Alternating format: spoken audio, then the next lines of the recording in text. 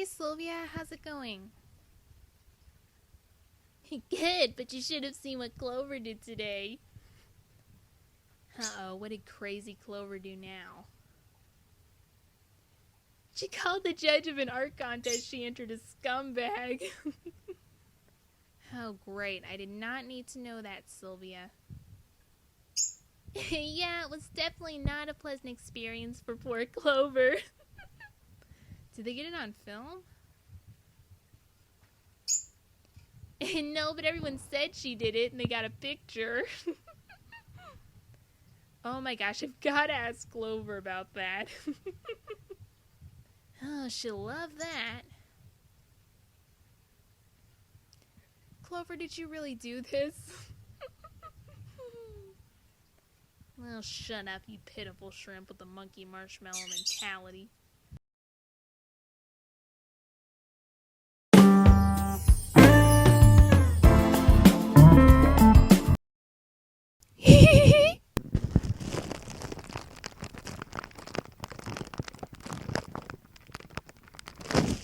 Okay, so this is my voice on helium. I'm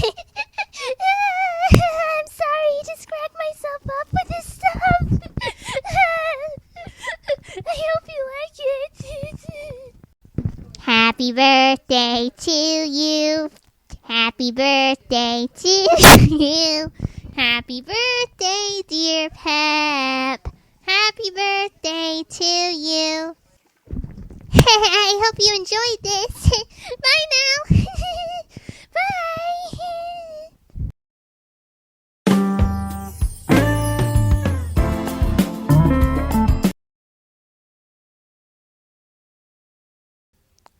Okay, I have a question for you. Have you ever been so excited about something you could barely contain yourself, but then the thing you're excited for ends up being a total disaster? Well, today I'm going to be talking about one of those instances in which that happened to me.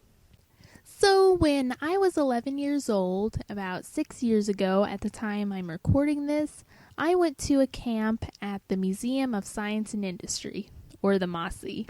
Now, if I remember correctly, the camp lasted about 6 hours, and what I thought it was going to be before we got there was a tour through the museum, games, and lots of other fun things.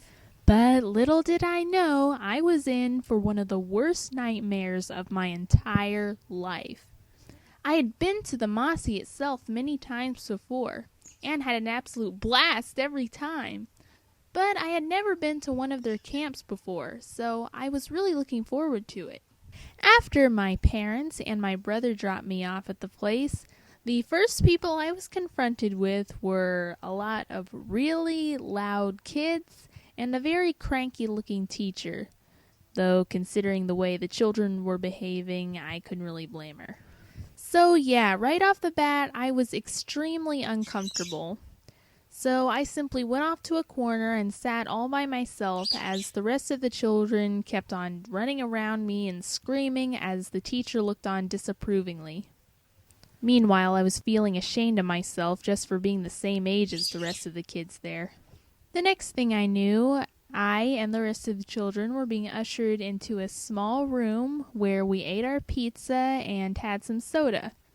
This would have been a fun experience if only the other kids there hadn't been burping in each other's faces and making terrible jokes that made me lose my appetite. But anyways, after we'd all finished eating, I and the rest of the students were led into a tiny, stuffy, dusty room, and there we cooked a number of different foods assigned to us by the teacher. Most of the foods I ended up not liking very much, and it got boring pretty quickly, to be honest. After about an hour or so, I'd grown very tired from being cramped up in that room for so long, and was desperately wondering when we'd get to leave and explore the rest of the museum. But before I could ask the teacher, another kid, a boy, also the most demonic out of all the kids, asked first. The teacher then replied in a dismissive tone, something along the lines of, "Oh, we're not going anywhere. This is a cooking chemistry camp. That's what your parents signed you up for, dummy." The moment I heard that, I just felt numb with shock. I could just not believe that I would be trapped for another 5 hours in that room, like a mouse trapped in the deadly claws of a cat. And from that moment forward, every second I spent at the camp felt like pure misery, to be honest. Literally every 2 minutes, I kept on glancing at the clock that hung in the room over and over again. Every second felt like hours. However, I did try to endure the psychological pain as best as I could. But then, just when I thought things couldn't get any worse, a mouse leaped out from behind a shelf and ran across the floor. However, despite this, I was the only person who even noticed the mouse. But since I love rodents so much, I decided not to say anything about the mouse to the teacher or any of my classmates there. And before I knew it, the mouse disappeared behind another shelf. Then finally, several hours later, my time at the camp was over. My dad came and picked me up, and as we were walking over to the car, I told him everything that had happened and how bored I was the entire time, basically. Also, I can't even begin to express the amount of relief I felt at having fresh air in my lungs after being cramped up in the stuffy room all day. And once my dad and I got to the car, I told my mom and my brother about the rough time I'd had there as well. Needless to say, I never went to one of the camps at the Mossy ever again. So I guess the moral of the story is don't ever be too excited about things. Because if whatever you're greatly anticipating doesn't turn out well, as would happen in this particular case, it can definitely lead to a lot of dreadful disappointment.